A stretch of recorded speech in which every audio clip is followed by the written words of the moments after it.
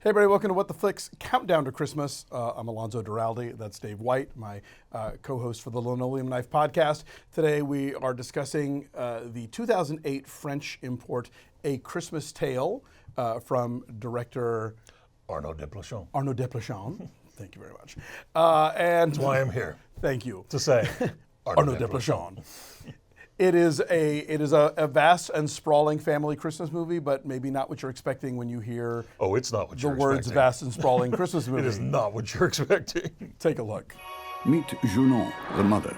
Cette maison appartient à mon mari. Il en a hérité le jour de notre mariage. Non, arrête. Non, c'est ta mère qui vient me draguer pendant que je te parle. Les enfants n'habitent plus avec nous maintenant. Ils viennent parfois en vacances et... Elizabeth, the eldest, an accomplished playwright, the star of her own tragedy. Je suis malheureuse. Pourquoi je suis tout le temps triste? Ivan, the youngest, the problem solver. Je voulais que tout le monde soit heureux. Si tu as couché avec tous les hommes de ma famille, j'aimerais autant le savoir. And then there was Henri, the middle one, always the troublemaker. 6 years ago, his own sister had him banished from the family. But when Junon fell ill, J'ai un cancer dégénératif. Il semble que la seule solution serait de me faire une greffe de moelle osseuse. Nous cherchons toujours un donneur compatible. there was only one Sérieux, viens sonner à cette heure. who could save her life. Henri, Comme vous êtes bizarre dans ta famille. Les Vuillards se prétendent ordinaires alors qu'ils sont tous exceptionnels. So this is usually I think when filmmakers do a Christmas movie, it's sort of a one-off thing that is not necessarily tied to the rest of their oeuvre. To use more French To use words. more, because I get into enough of them in this one. But Desplechin, the family that he presents here, they're sort of part of his kind of overall story arc as These a filmmaker. characters come back in other films. And it took me a minute because I've followed this director's career for some time. And it took me a second when I finally rewatched this for this particular video. I was like, oh wait, the kid's name is the name of the character that Mathieu Amalric plays in Desplechin's My Golden Years. And then I did some digging. And also in My Sex Life, or How I Got Into an Argument. All the characters are in his other films, played by different actors at different stages in life, under different circumstances. Something suggests a touch of autobiography going on, perhaps. This is the story of the Vuillard family. Yes. And they are beset by a number of problems. I don't want to call them dysfunctional because that's Putting too fine a point on banal. it. And these people do not want to be banal. In fact, when they're angry at each other, they accuse each other of being banal. But there's cancer, there's mental illness, there's alcoholism and general dissolute behavior, there is regret and rage, there is even childhood death. There's a We family. begin the film with a childhood death. Right, and there's a family member who has been exiled, literally, from the family and is now returning only because of another family member's illness. Yeah, and it stars Catherine Deneuve as the matriarch. It stars the late Jean-Paul Roussillon as the father, Mathieu Amalric, as we just said, who is a staple of Desplechin films. He was in Quantum of Solace. Yeah, and Consigny, Melville Poupeau, Emmanuel Devos, Chiara Mastroianni, who is Deneuve's daughter. actual daughter, and Playing her daughter-in-law here, interestingly enough. So I don't want to say that this is the sort of dysfunctional family Christmas that you know, because if you've seen films like The Family Stone, which actually has plot points in common with this one, Mom has cancer at Christmas. If you've seen This Christmas with Loretta Devine and Delroy Lindo and a whole bunch of other folks, we'll be talking about that in another video with Idris Elba. Yeah. What you get with this one is a decidedly darker and more resigned. There's a resignation. Yeah, this is not to the family. This is not cute dysfunctional. This is French dysfunctional. And I think a lot. I didn't want to label it just French. It's French though. But it is certainly the kind of dysfunctional that we aren't used to. We're used to a little wacky. Yeah. Even though there is comedy in this film, it is definitely more about existential crisis than it is about let's all fix everything by Christmas Eve. They're not fixing everything by Christmas Eve. But it is funny, though. I don't want us to paint a picture of this, movie as being funny. unrelentingly bleak. It's very funny, but it's also very dark. These are difficult people. Yes. And the evidence of what you're getting is the actual DVD box, the Blu-ray box, has a white Christmas tree on it that is literally designed out of cigarette smoke. Right. And so the characters, there are many of them. There are a good 15 people in this film. They're all darting in and out of each other's narratives. And like I said, we have a situation where we have a mother with cancer at Christmas, and the main plot point is she has to find a bone marrow donor from among her family. And she learns that Mathieu Amalric, the son, who nobody likes because he's a jerk. The one who's been exiled. He's the match. Now, mind you, usually these bone marrow transfers take place from parent to child, but in this case, the parent is like, well, I gave them all life. This is the least they can do for me. Right. And expects a transplant to go from child to parent. Yes.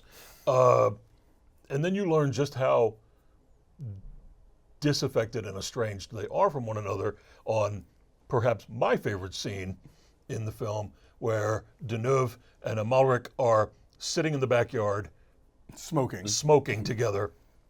And he says, wait, I wrote this down. He says, still don't love me? And she responds, I never did. That is a great scene. And it's a funny scene, and it's rough as well, because it's blunt, but it's true. You don't know, honestly, if they really mean this. Yeah.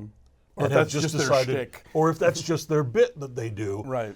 In any case, if it is a bit, it's a bleak bit. There's reality to it. Yeah.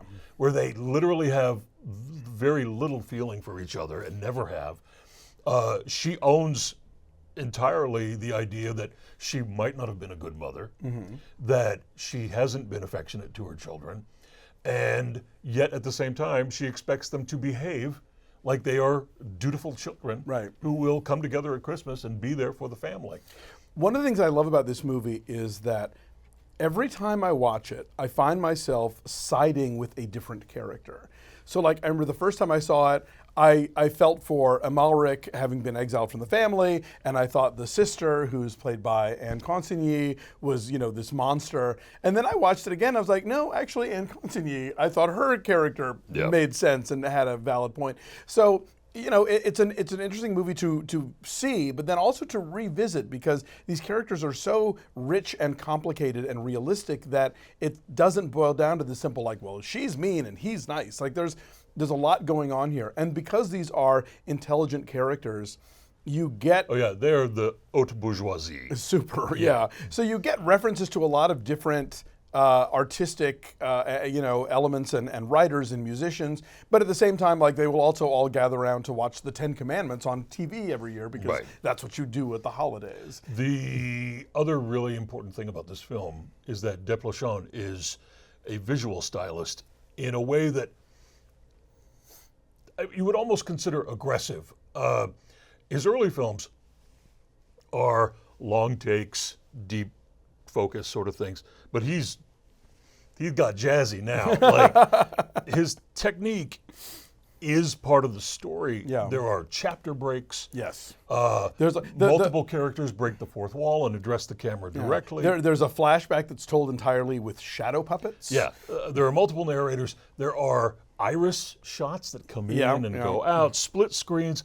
We see things that only characters see sometimes. Right. The young teenage boy who's beginning to suffer from a kind of mental illness sees phantom dogs, sees reflections of himself in the mirror, making sinister faces that he is actually not making. Now, we see that, no one else does. So then the effect of all of this is that you never know what's coming next, not visually and not from these people, and it becomes part of their instability and part of your ability as a viewer to question how reliable they are.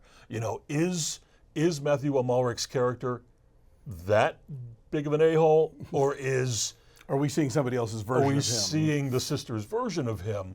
because they never explain why she's angry. The film ends and we never learn what the rift was about. Other than that, they were terrible to each other. Yeah. I want to say, though, unless we make this movie sound too highfalutin, this is a really fascinating kind of Christmas movie about a messed up family forced to be under the same roof and trying at some level or other to sort of deal with their own ghosts and their own, inner conflict. How large families assign roles to each other. Yes, and how you revisit those roles no matter how old you become. And it plays with sentimental Christmas tropes only to puncture them. And that's exciting to me in a film. I get bored watching the same old thing over and over. I live with someone who loves Hallmark films at Christmas time, and that is bad. That is a very bad thing. They're cheaper than Zoloft. But this one is satisfying because it is complex. Yes. It is satisfying because it is complicated, and it gives you meat. It gives you something to think about. I want to watch it every year. Yeah, no, I really do. It is one that I go back and revisit. It is a rich experience. So, A Christmas Tale, it's available from the Criterion Collection, and I think probably on the Criterion channel if you get the Filmstruck streaming device.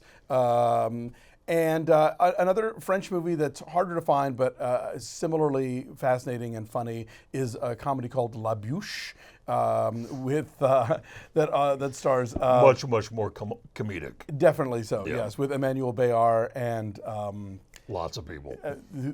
The other daughter of Charlotte Gainsbourg. Charlotte Gainsbourg. Right, not Char Masserini. I always get them confused. Anyway, thank you for watching. Come back for more Christmas Countdown.